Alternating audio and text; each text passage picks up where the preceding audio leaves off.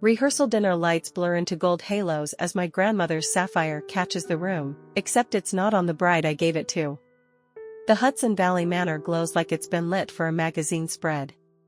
Strings of Edison bulbs stretch over the lawn, washing the air in a soft amber that makes even the rental heaters look romantic. Guests drift between high-top tables, laughing, clinking flutes, performing warmth for the lenses of discreet PR photographers who weave through the crowd. A small jazz trio plays something cheerful enough to keep people swaying, but not so loud it competes with the quiet hum of deals being made. Nora stands near the edge of the terrace, half in shadow, watching the scene like she's looking through glass. She's been to 100 weddings, but this one has a strange, manufactured weight, like it's less about vows and more about branding. Then it happens. The light hits just right, catching on a flash of deep blue at the far side of the patio. The kind of blue that doesn't just shine, it holds. Baba Rosa's sapphire. It sits high and centered at the hollow of Sloane Reed's collarbone, framed by the plunging neckline of her champagne-colored gown. For a moment, Nora doesn't breathe. That necklace was hers. Not in the legal sense maybe, but in the way certain family things belong to you because they belong to no one else in the same way. Just 3 days ago, she'd clasped it around Taylor's neck in her apartment, her hands trembling in the same way they had when Baba Rosa first placed it in hers as a teenager. And now? It's here. On Sloane. Taylor's cousin. The bridesmaid. A gut punch of déjà vu blooms in Nora's chest, not just the sight of it, but the memory that comes with it. She's 16 again, standing in Baba Rosa's Queen's kitchen, the smell of café con leche curling around them. Her grandmother's hands, veined, warm, sure, fastening the clasp and whispering in her ear, "Only give this trust when the one before you can bear the truth." The words had felt ceremonial then, almost too big for the moment. Now they land heavy, threaded with warning. Nora's stomach tightens. It could be a coincidence, she tells herself. Maybe Sloane had a replica made, though the odds seem absurd. Still, her eyes find it again. The cut of the sapphire. The way it tilts ever so slightly in its setting. And she knows. This isn't just a necklace. It's the necklace. The crowd shifts. A sponsor rep in a sleek black dress sweeps by, her lanyard badge catching the light. A drone camera buzzes faintly above the lawn before disappearing behind the manor roof. Everywhere Nora looks, there are signs that this wedding isn't simply a wedding, it's an event to be captured, marketed, monetized. Taylor glides into view across the patio in a silk slip dress, cheeks aglow, laughing with Ethan and 2 men Nora doesn't recognize. She looks happy, genuinely happy, and yet when her eyes meet Nora's across the crowd, there's a flicker. Quick, small. Like she's bracing. Nora's pulse hammers in her ears. She starts forward, weaving between guests balancing plates of canapés and cocktails, until she's standing in front of Sloane. Up close, the sapphire is almost impossible to look at without feeling its history. The stone catches every stray light, and in the depths of that blue is a shadow only Nora seems to notice. Sloane turns toward her, the corners of her mouth lifting into a smile that is all teeth and no warmth. "Oh," she says, her fingers brushing the gem like she's showing it off. "You noticed?" Nora swallows. "Where did you?" But Sloane doesn't let her finish. She leans in, her perfume sharp and sweet, and says in a voice just for Nora, "Taylor said it should be seen." If betrayal had a temperature, it would be the heat behind my ears when Taylor winks and changes the subject. Nora doesn't wait for Sloane to elaborate, she pushes through the tide of sequins, perfume, and chatter until she's in Taylor's orbit. The bride is mid-laugh when Nora touches her arm. The contact makes Taylor flinch before she masks it with a smile. "Nice party," Nora says, but her voice is flat. Taylor tilts her head, scanning Nora's face. "Oh. That's your 'we need to talk' tone." "Why," Nora says quietly, "is my grandmother's necklace on your cousin?" Taylor's gaze flicks towards Sloane, now laughing with a photographer, and back again. Her smile doesn't falter, but her eyes shift, shuddering like blinds. "It's all in the family." That's not an answer. "It's a wedding," Taylor counters, her voice a shade too light. People borrow things. Calm down. The words land with a thud. Calm down. As if what's at stake is a seating chart, not a promise handed down through blood and memory.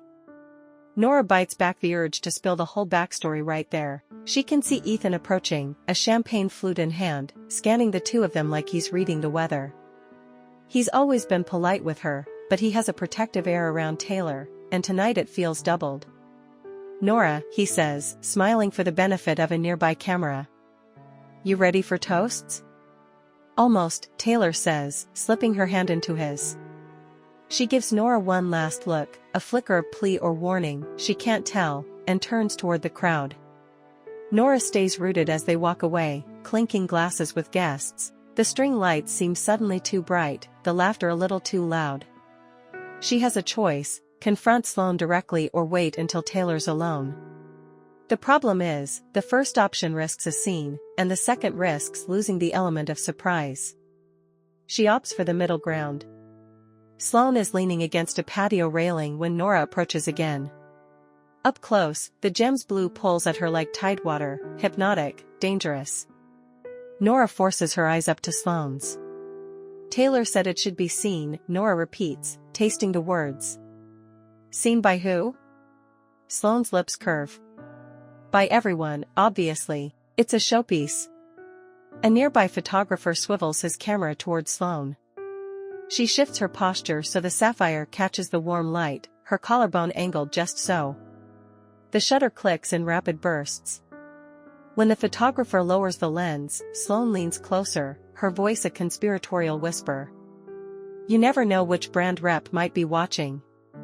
Nora freezes. "Brand rep?"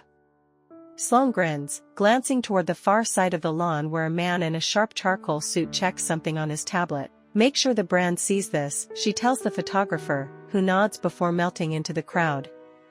Something icy slides into Nora's gut. This isn't just casual borrowing. This is positioning, marketing. The heirloom isn't being worn to honor family, it's being leveraged. Before Nora can ask another question, Sloane lifts her glass in a mock toast and says brightly, "Enjoy the party, Nora," before drifting toward the open bar. Nora watches her go, heart thudding, the soft hum of the jazz trio now an irritant. The necklace glints across the patio like it's winking at her, like it knows a secret she doesn't. The photographer stops Sloane for one more close-up, murmuring something that makes her laugh. And then, just before he walks away, Sloane leans in and whispers, "Make sure the brand sees this. Only I would notice the half-moon nick under the third prong, the scar I gave the sapphire at 16. The cocktail hour dissolves into a slow, curated rhythm, guests drifting toward the dining tent, staff refreshing candle clusters, the trio's music mellowing into something meant for background only. Nora trails behind, using the lull to get close to Sloane again. Sloane is perched on a bar stool now, legs crossed, attention fixed on a screen she's tilting away from prying eyes. Her laughter rings out in short bursts, like punctuation for whatever she's scrolling through. Nora doesn't bother with pleasantries this time. She steps close enough to smell Sloane's perfume, gardenia, layered over something sharper, and says, "Let me see it." Sloane blinks, as if caught off guard, but the smile returns almost immediately. "You want to admire it?" "Sure."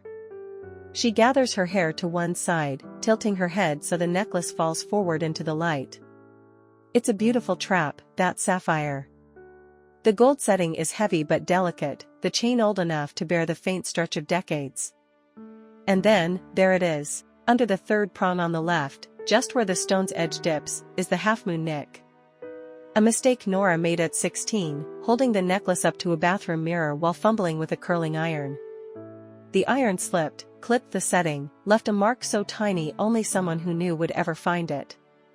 She'd cried for an hour, convinced she'd ruined the most important thing her grandmother had ever entrusted her with. Baba Rosa had kissed her hair and said, "It's still ours." Now it's just, ours with a story. That nick is in front of her now. Which means this isn't some copy. This is the necklace, the original, on Sloane's collarbone. Nora feels heat rise under her skin. "Where did you get this?" Sloane shrugs one shoulder, like the question's too obvious to answer. Taylor lent it to me. I gave it to Taylor 2 days ago. For her wedding. Sloane's grin widens, like she's enjoying the escalation. And she gave it to me. Circle of trust. She says it like a joke, but her eyes dare Nora to push further. Nora's mind races. If Sloane's wearing the real one, then what did she give Taylor? She sees it in her mind's eye, the velvet case, the pale satin lining, only now she remembers a faint chemical smell, a barely there difference in the clasp. She'd brushed it off in the moment, too swept up in Taylor's wide-eyed "Oh, Nora, it's perfect." A memory flickers, Taylor's fingers trembling as she accepted the gift, the way she quickly set the case aside without opening it in front of Ethan. Her throat tightens. Someone swapped it. She retreats to the coat check, claiming she left something behind. From her purse, she pulls the case she's been carrying like a good luck charm all evening. The replica sits inside, sapphire just a shade too flat under the yellow light, clasped stiff like it's never been worn. She runs her fingers over the satin lining, and freezes.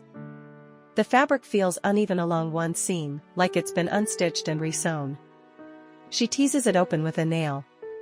Something crackles inside. It's paper, brittle, folded small enough to hide in the lining. She eases it out, heart pounding. The handwriting hits her first, looping, deliberate, ink pressed deep into the paper fibers. Baba Rosa's handwriting. To the one who carries this, know that I gave it not for beauty, but for truth. When loyalty and love come to blows, remember, the stone can be sold, but the story cannot. I have kept this secret for decades, but the name must live if the family is too. The debt. The sentence breaks, mid-word. Ink smudges trail into a name, Mar, the rest is lost to a water stain, like it had been hidden before drying. Her pulse spikes. Marla. Taylor's mother. She's still staring at the letter when applause erupts from the dining tent.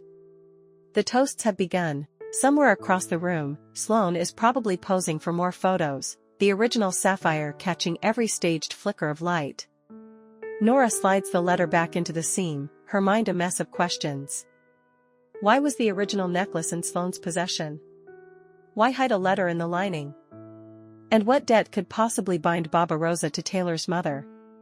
The laughter and clinking from the tent grow louder. Nora slips the case back into her bag, pressing the flap closed as if that could also contain the storm building inside her. The necklace on Sloane's neck is the true original, the one Nora gave Taylor earlier this week, the one Taylor accepted so easily, is a replica. She straightens her jacket and turns toward the tent, only to spot the man from earlier, the one with the tablet, watching her from across the room. His gaze drops deliberately to her purse before he disappears into the crowd. Paper cuts her deeper than steel, the letter knows something about us. Nora slips into the hallway outside the dining tent, the muted applause of another toast fading behind her.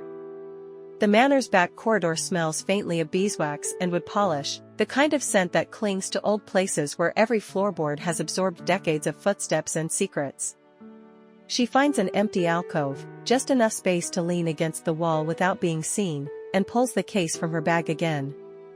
Her fingers work the seam until the letter slides free. The paper is yellowed and brittle, the creases worn white at the folds. She smooths it against her thigh, the handwriting like a voice she hasn't heard in years. Baba Rosa's script was always deliberate, letters slanted just so, every loop tight, like she was rationing ink as much as words. I gave it not for beauty, but for truth. When loyalty and love come to blows, remember, the stone can be sold, but the story cannot. I have kept this secret for decades, but the name must live if the family is too. The debt. The rest is blurred, the ink feathered into a water stain. Only the first 3 letters of the name remain, Mar. Nora stares at it until the letters start to swim. Marla. It can't be coincidence. She closes her eyes and the memory comes, her grandmother and Marla Reed in the same room, at Taylor's high school graduation. The way Baba Rosa had smiled politely but never warmly, the way her eyes had lingered on Marla's necklace, not the one around Taylor's neck. At the time, Nora thought it was just generational coolness. Now, it feels like recognition. Her thumb drifts over the edge of the paper, and she feels an ache in her chest. Baba Rosa had been a woman of fierce boundaries. Her trust was a locked room you entered only once, and only if you were willing to stay. For her to hide a letter in the lining of the necklace case meant she knew that someday, someone would have to choose between protecting a person and telling a truth. And now that someone is her. The sound of footsteps pulls her back.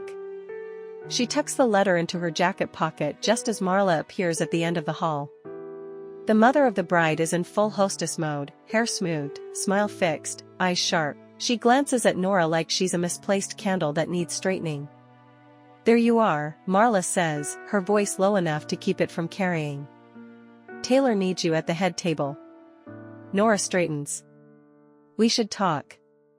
Marla's smile holds. "About?" The letter burns against Nora's side. "About the necklace." For just a second, the smooth veneer cracks. Marla's eyes dart, quick, assessing, but she recovers, laying a hand on Nora's arm in a practiced gesture of warmth. "It's a lovely piece, isn't it?" It suits Sloane. Before Nora can press, the muffled sound of a microphone squeals from the dining tent. Marla glances toward the door, her smile widening for whoever might be watching. "Come. Let's not keep the guests waiting." As they enter the tent, the energy shifts. A spotlight glances off crystal glassware, waiters move in perfect sync, and Taylor is radiant at the head table, Ethan's hand resting on hers. Nora takes her seat, but her attention snags on the far side of the room. The man with the tablet, tall, in a tailored charcoal suit, leans toward Gabe, the wedding planner. Nora watches his lips move, watches Gabe's faint nod. Then she hears it, barely above the music, but distinct. "Auction reserve met tomorrow either way." The words slide into her like ice water. She looks back at the necklace gleaming on Sloane's collarbone, and for the first time, she sees it not as an heirloom, but as inventory. The wedding has sponsors, the love has bullet points. Nora sits at the far end of the head table, half hidden behind a floral arrangement so overstuffed it could hide a person. The air is heavy with the scent of peonies and the low hum of conversation. Waiters sweep past carrying plates that look like paintings, every movement synchronized as if they'd been rehearsing for weeks. Her eyes scan the room. The far wall is lined with brand boards, matte black panels with gold lettering, Hudson Valley Estates X Love Ever After in a looping font, discreet logos for champagne labels, bespoke gown designers, even the linen company peek from the corners. This isn't just a wedding. It's a campaign. Sloane is in constant motion, switching seats for photo angles, tilting her head so the sapphire catches the light. She talks to the photographer like they've been friends for years. Nora can almost hear the hashtags forming. From her seat, Nora watches Taylor's posture, chin high, smile wide, eyes glancing, not at Ethan, but at the cameras. It's practiced. It's polished. And it's so unlike the Taylor she remembers, the one who once wore pajama pants to the corner store because she couldn't be bothered. A ripple of laughter moves through the table. Nora leans closer to Sloane, voice low. "Why was someone talking about an auction?" Sloane sips her champagne, eyes on her phone. "Oh, that? Just a little side project. Some collectors follow me. If they're interested in a piece, I make sure they see it." "You're talking about the necklace?" Sloane tilts her head in mock surprise. "Of course. Pieces like this don't just happen. You give them a moment. You let them trend." Nora stares. "It's not content, it's my grandmother's." Sloane's smirk deepens, but she doesn't answer. She's already leaning toward the photographer, whispering something Nora can't catch. The flash pops twice. A hand touches her shoulder. Nora turns to find June, the quiet younger sister, standing with a half-empty wine glass, cheeks flushed. She leans down and whispers, "Don't trust what's on stage." Nora frowns. "What do you mean?" But June straightens and disappears into the crowd before she can answer. Taylor catches Nora's gaze from across the table and offers a smile, small and tired. There's something in her eyes, guilt? Warning, before she turns back to Ethan. Nora's phone buzzes in her lap. Unknown number. She glances down, meet me behind the bar in 10. Gee. Gabe. She makes her way through the tent, ducking past waiters and slipping behind the curtain to the service area. Gabe is there, leaning against a stack of crates, tie loosened, phone in hand. He doesn't look up when he says, "You care about that necklace?" "It's not just a necklace." He nods slowly. "Then you should know, if the sale goes through, it leaves tomorrow. No coming back. The auction reserve's already met. The brand placement tonight seals it." Nora's pulse spikes. "Who's selling it?" He glances at her, a flicker of apology in his eyes. "That's above my pay grade." Before she can push, he steps aside for a passing busboy and says quietly, "You didn't hear it from me." Back at her table, she barely registers the plated dessert being set in front of her. Across the room, Sloane is laughing again, leaning back so the sapphire rests perfectly in the hollow of her throat, every facet reflecting candlelight like it's been rehearsed. Nora's phone buzzes again, but this time it's not a message, it's the lock screen lighting up in her bag as she slides it closed. The name flashing on it freezes her, Marla Reed. Marla's phone is sitting unattended on the table beside her empty seat. On the screen, a preview of an email, jewelry insurance appraisal, valuation attached. The appraisal dates to 4 years ago, the necklace was valued, insured, and declared in transit? The email preview sits on Marla's phone like an open door Nora knows she shouldn't walk through, but the door is wide, and the room behind it could explain everything. She glances around. Marla's chair is empty, her voice floating from somewhere near the stage where Taylor's posing with a champagne tower. The photographers are focused there, the guests turn toward the glow of the moment. Nora reaches over, slides the phone closer, and with one tap the email opens. Subject, jewelry insurance appraisal, item hashtag R438 sapphire pendant. Date, August 14, 2019. Insured value, $128,000. Owner of record, Marla E. Reed. Status, in transit to vault, secured delivery confirmed. Her breath catches. 4 years ago. That's not just before the engagement, that's before Taylor even met Ethan. She scrolls further. There's a PDF attachment with photographs. The sapphire stares up from the screen in high resolution, its half-moon nick clearly visible. There's no mention of Nora, no mention of her family. It's been in Marla's name this whole time. She locks the phone, sliding it back exactly where she found it, and forces her face neutral as Marla returns. The older woman sits, folding her napkin with slow precision. Nora's voice is low. "You had the necklace appraised." Marla doesn't look up. "Of course I did. It's a valuable piece. In your name." Marla's smile is the kind you put on when someone's about to take a photo. Taylor doesn't need to manage something like that. "I've kept it safe." "Safe," Nora repeats, tasting the word like it's turned sour. Marla takes a sip of champagne. "You seem fixated." "It's a wedding, dear. Enjoy it." Nora pushes her chair back and slips outside into the cool night air. The lawn is quieter now, most guests inside. She pulls out her phone and dials her mother. Her mother answers on the third ring, her voice warm but tired. "Mija? Everything okay? Did you know Marla has had the necklace in her name for 4 years?" Silence. "Mom?" Her mother exhales slowly. "Not over the phone." Nora's pulse jumps. "Why not?" "Because there are things you can't take back once you say them. I'll tell you when you're here in person." "Mom." But the line clicks dead. She's still holding the phone when Ethan appears beside her, his tie loosened, a faint crease between his brows. "You look like you're about to set something on fire." "Maybe I am." He leans against the railing, following her gaze toward the warm-lit tent. "You're worried about Taylor." Nora looks at him sharply. "Aren't you?" He pauses. "Always. But tonight," he shakes his head. "Let her have tonight. The implication is clear, don't ruin the wedding." But the necklace isn't just at risk, it's already halfway gone. The in-transit note burns in her mind. When she returns to her seat, dessert plates are being cleared and the music is shifting towards something more upbeat. Across the tent, Gabe stands with the man in the charcoal suit, the tablet open between them.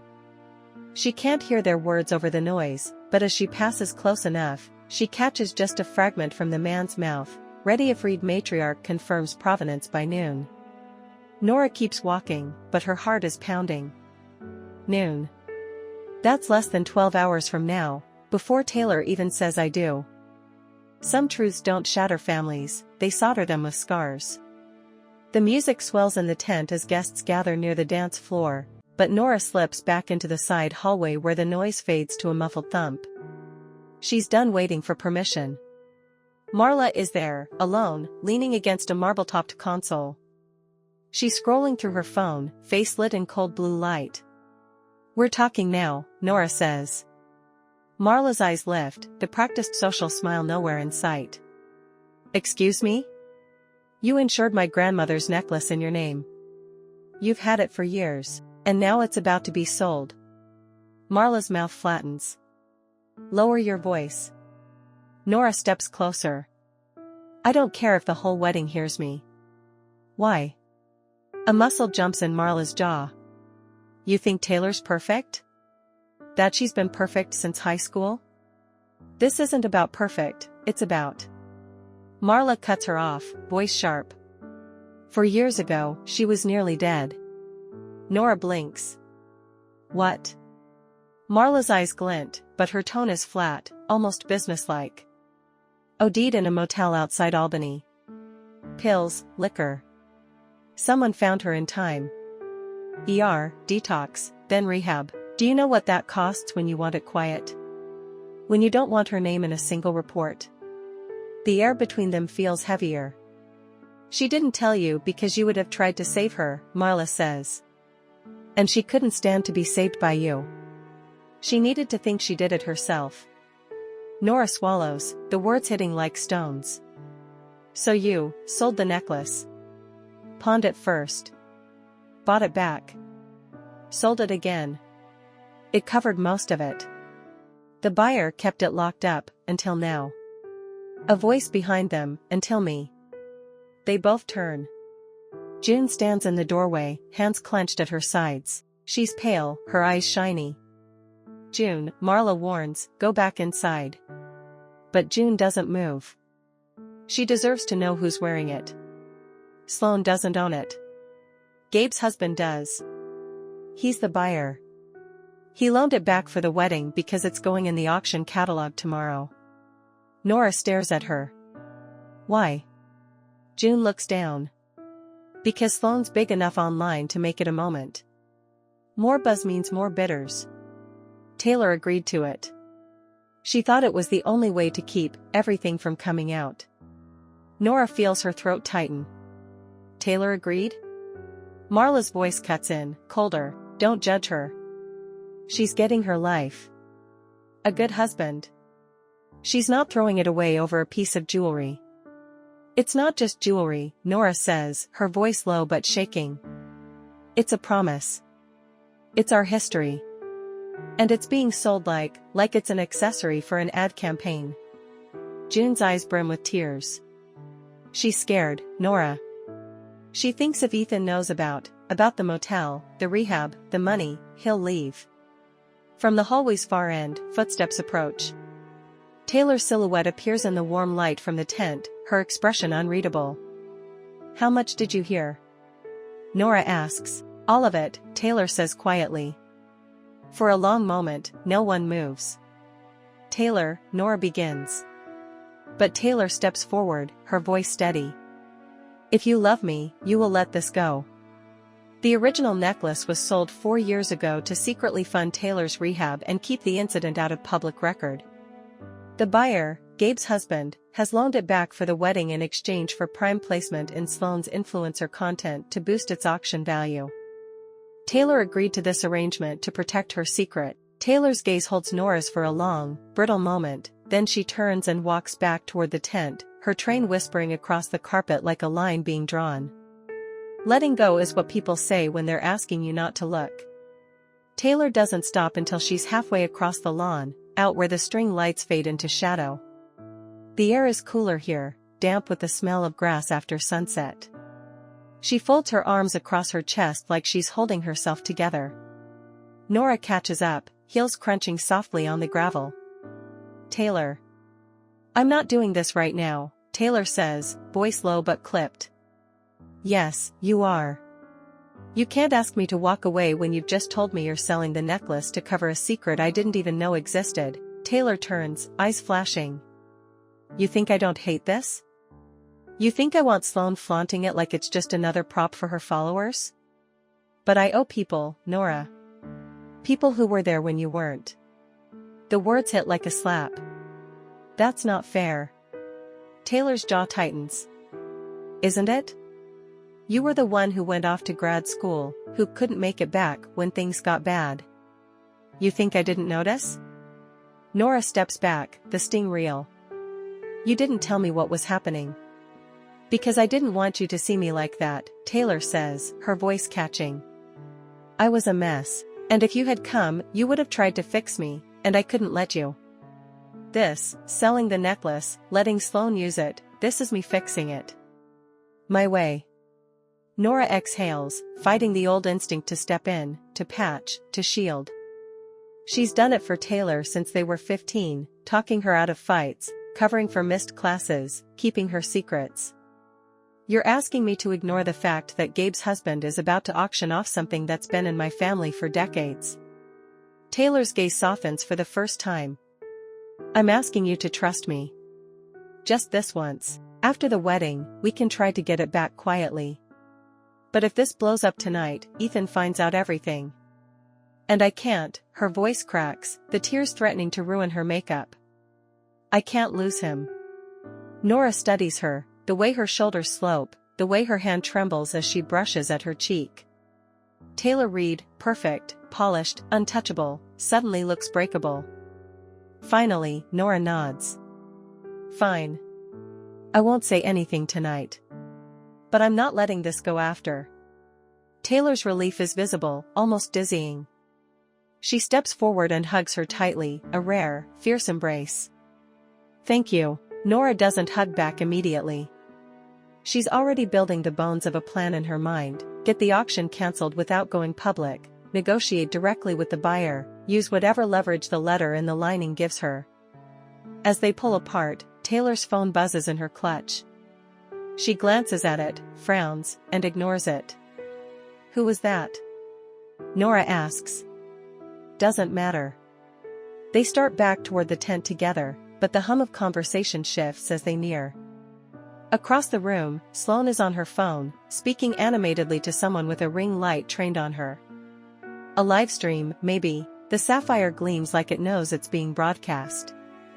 Nora feels the decision settle in her chest. She'll play along tonight, but she's already drawing her own line in the sand. On the big screen behind the DJ booth, Sloane's social media feed pops up as part of the wedding wall. Her latest post fills the screen. Guess which heirloom is going to break the internet tomorrow? The brand's official account has already commented. A secret is currency. Nora just learned the exchange rate. The post on the big screen blinks away, replaced by a slideshow of childhood photos of Taylor and Ethan. The crowd laughs at a particularly embarrassing middle school shot, but Nora isn't looking. Her eyes are on the far corner of the tent, where Mr. Kerr, the man with the charcoal suit and the tablet, is sipping something amber from a cut glass tumbler. She slips between tables, careful to keep her smile neutral, and stops just short of him. We need to talk. His brows lift. Do we? Nora reaches into her clutch, pulls out the folded letter, and holds it so he can see the aged paper without touching it. This came from the lining of the necklace case. It references a debt, a name, and a transfer of ownership that you probably don't have in your provenance file. His gaze sharpens. And you're telling me this because if you move forward with tomorrow's auction listing, I'll make sure this letter surfaces in a way that makes the piece unsellable.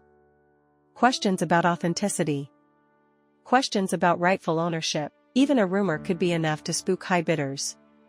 Mr. Kerr studies her for a long moment, the noise of the tent dulling around them. You're assuming I care about a few rumors.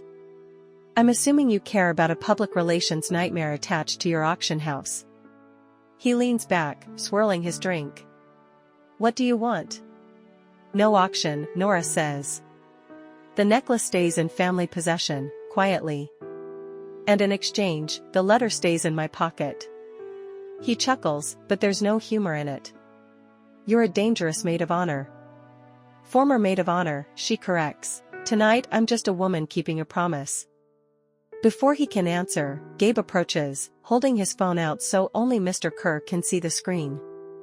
They exchange a quick look, then Gabe slides the phone into his jacket and says to Nora, we could draw up an agreement. But there'd be conditions. What kind of conditions? He produces a folded piece of paper from his inside pocket. A simple statement you'd sign. Acknowledging there was a misunderstanding. Publicly apologizing for the disruption. And, he points to a line halfway down, agreeing that all rights to the necklace remain with its current registered owner. Nora scans it quickly. The language is legal quicksand. If she signs, she's acknowledging that Marla, by extension, Sloane, has every right to sell it. She hands the paper back. Not happening. Across the room, a flashbulb pops and Sloane's laughter rings out. She's leaning into a photographer, tilting her head so the sapphire catches the light. Mr. Kerr lowers his voice. Without that apology, we don't have a deal. And you have no way to stop the auction in time. Nora's jaw tightens. We'll see. As she turns away, she almost collides with Marla, who has materialized at her elbow like a shadow. I warned you, Marla says softly, her smile never touching her eyes. Stop meddling. Nora's pulse kicks, but she forces a cool expression. It's not meddling if it's mine. Marla's smile deepens, thin and sharp. Is it? Nora's phone buzzes. A text from Gabe, contracts in your inbox. You have 2 hours to decide. After that, it's out of my hands. In the seam of the velvet pouch, a second fold of paper waits like a detonator. Nora slips out of the tent, away from the heat of bodies and the steady hum of the band. The night air feels sharp, pulling her thoughts into focus. She needs something she can use, something stronger than a bluff with a single page of an old letter. Her clutch feels heavier than it should as she digs for the necklace case. The fake sapphire glints under a walkway lantern, its surface too perfect, too soulless compared to the real one on Sloane's collarbone.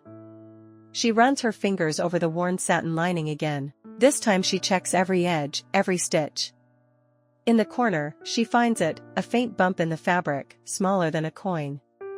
With slow care, she teases the seam open.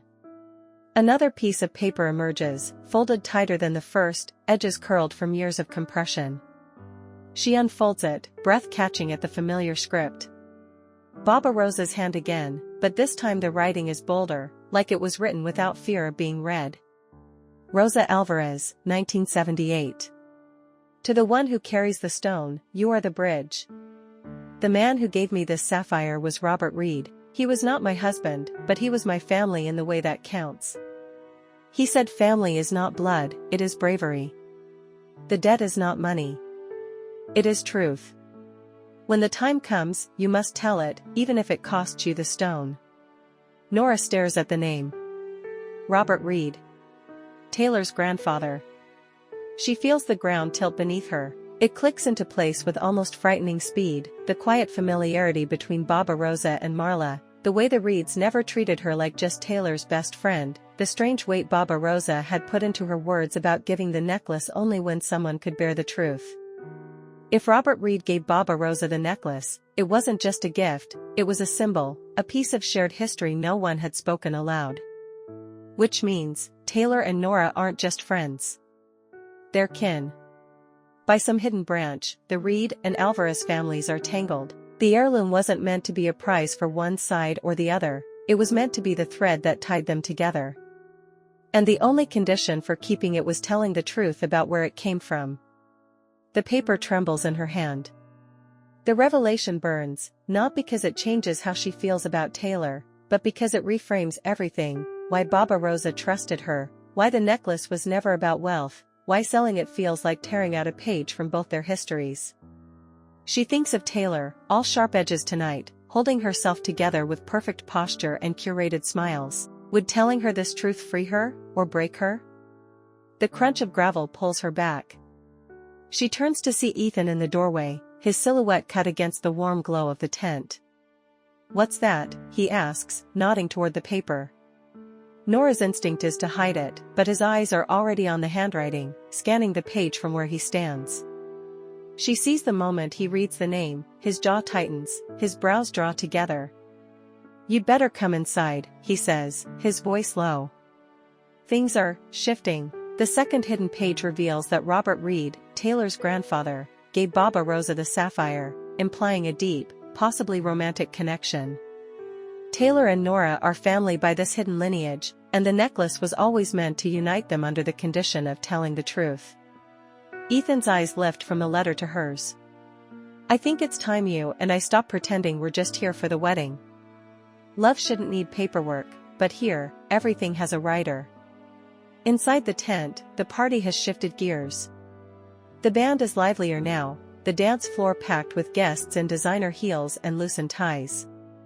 Waiters weave between them with trays of champagne, while a discreet camera crew catches candid moments that feel suspiciously staged. Ethan leads Nora toward a quieter corner behind the dessert table, where the music dulls enough to talk without lip reading.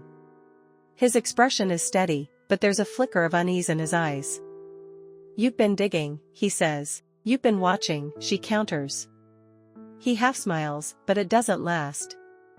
"I've suspected something was off since the planning started. The brand contracts, the sponsor clauses, half of them weren't for the wedding, they were for content deliverables." Nora glances toward Sloane, who's still near the bar, ring light glowing against her skin. "Deliverables like a sapphire centerpiece." "Exactly." Ethan leans closer. "I don't care about the sponsors. But I care about Taylor. If this auction goes forward, someone's going to dig into provenance. If they dig far enough, they'll find the rehab story," Nora finishes. He nods once. "She thinks she's protecting me by keeping it quiet. But all this secrecy is just handing control to other people." Nora hesitates, then slides the second page of Baba Rosa's letter from her clutch. Ethan reads it quickly, his expression tightening with every line.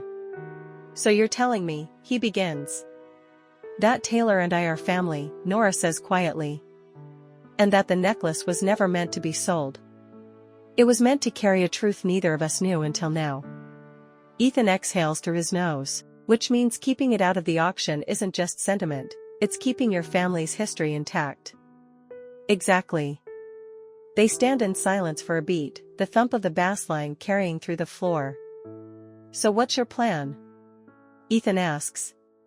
Nora shakes her head. "Haven't decided yet. Every move risks blowing up the wedding."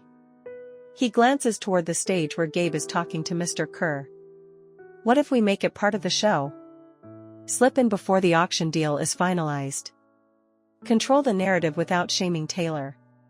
She raises an eyebrow. "And how exactly do we do that?" "There's a rehearsal after-party mic. 5 minutes of open floor before the DJ kicks off. You get the mic, you tell a version of the truth, something about heritage, sentiment, non-transferable value. Enough to make the auction look like bad PR before it happens. It'll have to be coded. Careful. Or, Ethan says, we'll be walking out of here tomorrow without it, and with Taylor's name trending for the wrong reasons." Nora chews her lip, weighing the risk. Public speaking isn't the danger, it's what comes after. If Taylor sees it as a betrayal, it could end everything between them. Finally, she nods. "Okay. I'll do it." Ethan's mouth lifts in the faintest smile. "Then we'll make sure you get that mic." But as they re-enter the crowd, a ripple of activity draws Nora's eyes to the stage.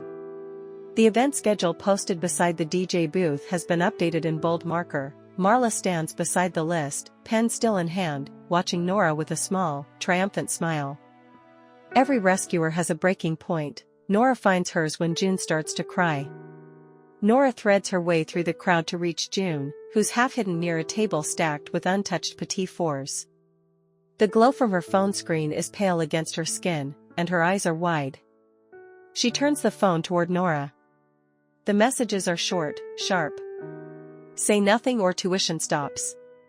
Remember who pays your rent. If you want your degree, you'll keep your mouth shut tonight.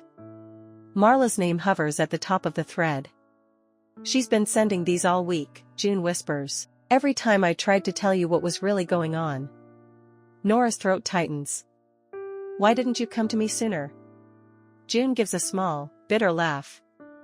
Because you're just like her. Different methods, same result. You both think you're saving Taylor. But you're really just controlling the story. The words land harder than Nora expects. She opens her mouth to protest, but the truth in them sticks. She has spent their whole friendship protecting Taylor, shielding her from fallout, steering her away from consequences, deciding what truths she could handle.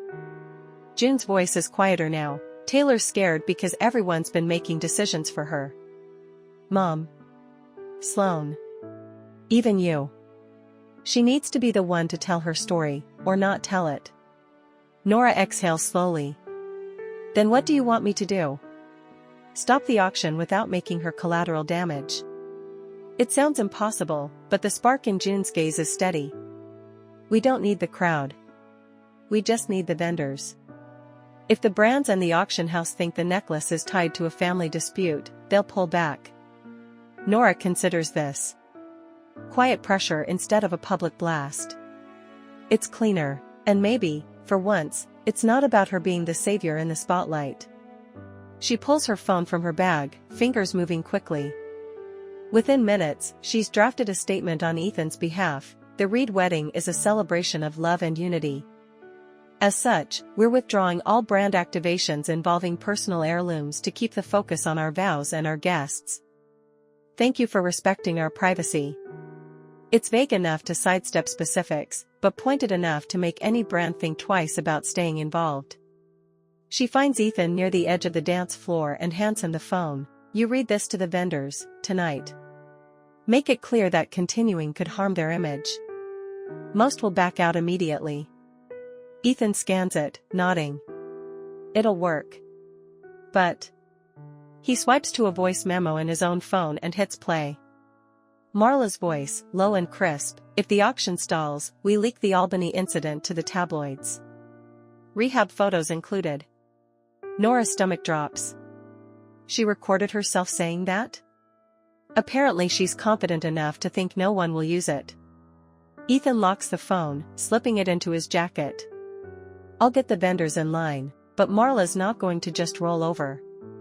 Nora glances across the room to where Marla is speaking animatedly to Mr. Kerr.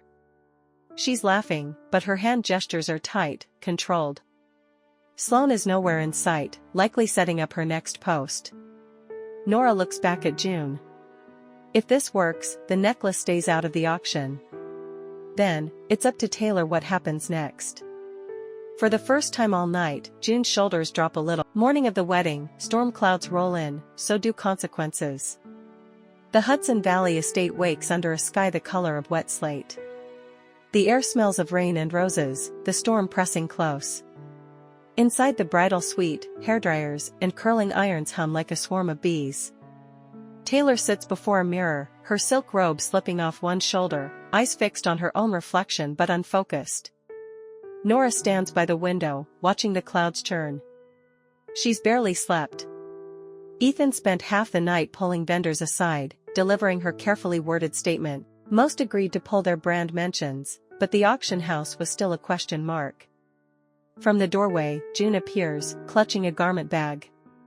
They're setting up the livestream cameras in the garden. Taylor's eyes flicker toward her in the mirror. It's fine. We'll just keep it about the vows. Nora hears the strain in her voice. Outside, chairs are being wiped down after a passing shower. Guests start arriving, umbrellas blooming in soft colors.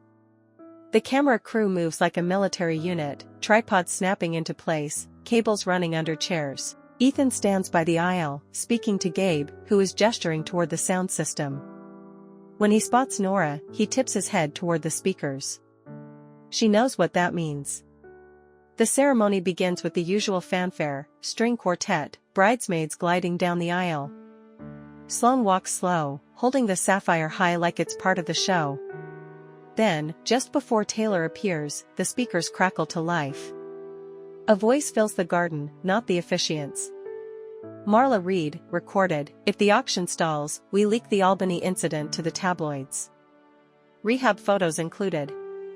The words hang in the damp air, gasps ripple through the crowd. Cameras swing wildly, catching reactions, some shocked, others confused. Sloane's face drains of color.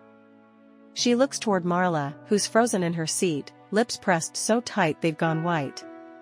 Taylor appears at the edge of the aisle, veil in place, bouquet trembling in her hands. Her gaze sweeps the crowd, then locks on Nora. For a heartbeat, the world stills. Then she steps forward, not down the aisle, but to the microphone. "I'm stopping this," she says. "Not because of what you've all just heard. But because I'm done letting other people decide my story." A murmur runs through the guests, but Taylor keeps going. "Yes, I went through hell 4 years ago. I made mistakes. I got help. And I'm not ashamed of that anymore. I love Ethan, and I'm still going to marry him, but not like this. Not with sponsors, not with cameras, and not with an auction over my grandmother's necklace." She turns to Nora and holds out the sapphire. "It's yours." Nora shakes her head. "It's ours. And it's not meant to be kept by one person." She steps past Taylor and clasps the necklace around June's neck. June's hand flies to it, eyes wide. "Why me?" she whispers. "Because you told the hardest truth," Nora says, her voice steady. The guests are silent, the storm overhead holding its breath. Ethan walks to Taylor's side, taking her hand. "Whenever you're ready, we'll do this our way." Taylor smiles at him through tears. Taylor halts the wedding herself, not because of scandal, but to reclaim her agency. She confronts Marla, refuses the auction, and publicly owns her past.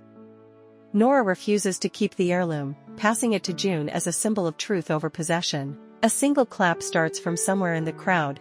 Morning of the wedding, storm clouds roll in, so do consequences. The Hudson Valley estate wakes under a sky the color of wet slate. The air smells of rain and roses, the storm pressing close. Inside the bridal suite, hairdryers and curling irons hum like a swarm of bees. Taylor sits before a mirror, her silk robe slipping off one shoulder, eyes fixed on her own reflection but unfocused. Nora stands by the window, watching the clouds churn. She's barely slept. Ethan spent half the night pulling vendors aside, delivering her carefully worded statement. Most agreed to pull their brand mentions, but the auction house was still a question mark. From the doorway, June appears, clutching a garment bag. They're setting up the livestream cameras in the garden. Taylor's eyes flicker toward her in the mirror. "It's fine. We'll just keep it about the vows." Nora hears the strain in her voice. Outside, chairs are being wiped down after a passing shower. Guests start arriving, umbrellas blooming in soft colors. The camera crew moves like a military unit, tripods snapping into place, cables running under chairs. Ethan stands by the aisle, speaking to Gabe, who is gesturing toward the sound system. When he spots Nora, he tips his head toward the speakers. She knows what that means. The ceremony begins with the usual fanfare, string quartet, bridesmaids gliding down the aisle. Sloane walks slow, holding the sapphire high like it's part of the show. Then, just before Taylor appears, the speakers crackle to life. A voice fills the garden, not the officiants. Marla Reed, recorded, "If the auction stalls, we leak the Albany incident to the tabloids." Rehab photos included. The words hang in the damp air, gasps ripple through the crowd. Cameras swing wildly, catching reactions, some shocked, others confused. Sloane's face drains of color. She looks toward Marla, who's frozen in her seat, lips pressed so tight they've gone white. Taylor appears at the edge of the aisle, veil in place, bouquet trembling in her hands. Her gaze sweeps the crowd, then locks on Nora. For a heartbeat, the world stills. Then she steps forward, not down the aisle, but to the microphone. "I'm stopping this," she says. "Not because of what you've all just heard, but because I'm done letting other people decide my story." A murmur runs through the guests, but Taylor keeps going. "Yes, I went through hell 4 years ago. I made mistakes. I got help. And I'm not ashamed of that anymore. I love Ethan, and I'm still going to marry him, but not like this. Not with sponsors, not with cameras, and not with an auction over my grandmother's necklace." She turns to Nora and holds out the sapphire. "It's yours." Nora shakes her head. "It's ours. And it's not meant to be kept by one person." She steps past Taylor and clasps the necklace around June's neck. June's hand flies to it, eyes wide. "Why me?" she whispers. "Because you told the hardest truth," Nora says, her voice steady. The guests are silent, the storm overhead holding its breath. Ethan walks to Taylor's side, taking her hand. "Whenever you're ready, we'll do this our way." Taylor smiles at him through tears. Taylor halts the wedding herself, not because of scandal, but to reclaim her agency. She confronts Marla, refuses the auction, and publicly owns her past. Nora refuses to keep the heirloom, passing it to June as a symbol of truth over possession. A single clap starts from somewhere in the crowd, spreading until the garden is filled with applause. Above it, thunder rolls, low, distant, like the world itself is exhaling. Some endings are quiet, that's how you know they're real. 3 weeks later, the Hudson Valley wedding is a whisper in the rearview. Taylor and Ethan marry in a small civil ceremony at the county courthouse, just them, June, Nora, and a clerk who smiles more than the occasion requires. No photographers, no sponsors, no hashtags. Marla doesn't attend. She started counseling, though Taylor's not ready to rebuild that bridge yet. Sloane issues a public apology video, her ring light casting circles under her eyes, her voice stripped of its usual gloss. In Nora's apartment, the sapphire rests on a wooden stand on her bookshelf, not because she kept it, but because June insists on sharing it. "It's not about wearing it," June had said. "It's about remembering what it's for." They've agreed it will only pass to the one who tells the hardest truth. Sometimes Nora catches herself staring at it, thinking about Baba Rose's words, about the weight of history and the way it can shape you without your permission. On a Tuesday morning, a courier knocks at her door. The package is small, light. Inside is one of Baba Rose's recipe cards, written in that same looping hand, this one for arroz con leche. At the bottom, in a smaller, newer scrawl, a postscript: "When you stop trying to save people, you finally save the story." Nora runs her thumb over the ink, a small smile breaking across her face. This time, she lets the story be,